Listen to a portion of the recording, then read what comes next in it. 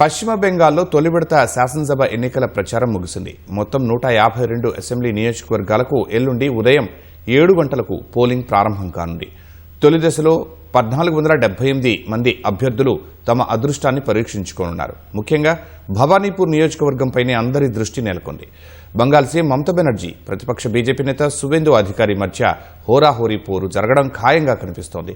రాష్ట్ర వ్యాప్తంగా మొత్తం 6.82 కోట్ల మంది ఓటర్లు ఉండగా మొదటి విడత ఎన్నికల్లో సుమారు 3.5 కోట్ల మంది ఓటర్లు తమ ఓటు హక్కును వినియోగించుకోనున్నారు. పోలింగ్ కేంద్రాల్లో వృద్ధులు, వికలాంగుల కోసం వీల్ చైర్లు, ప్రత్యేక క్యూ లైన్లను ఏర్పాటు చేశారు. ఎండ తీవ్రత దృష్ట్యా తాగునీరు, నీడ వంటి వసతులను కల్పించారు. సుమారు 2.5 లక్షల మంది సాయుధ సిబ్బందిని ఎన్నికల సంఘం మోహరించింది. 8,000 కంటే ఎక్కువ పోలింగ్ కేంద్రాలను అత్యంత సమస్యాత్మకమైనవిగా గుర్తించారు. మాల్దా, ముర్షిదాబాద్, ఉత్తర దినాజ్పూర్ జిల్లాల్లో గట్టి నిఘా ఏర్పాటు చేశారు. ఈసారి ఎన్నికల ప్రచారంలో ఎస్ఐఆర్ అంశం రాజకీయంగా తీవ్ర వివాదాస్పదమైంది. ఒక్క ముర్షిదాబాద్లోనే 7.4 లక్షల మంది ఓటర్ల పేర్లు తొలగించడం రాజకీయంగా దుమారం రేపింది. బంగాల్లో మిగిలిన 142 అసెంబ్లీ స్థానాలకు ఈ నెల 29న పోలింగ్ జరగనుంది. మే 4న ఫలితాలు వెలువడనున్నాయి.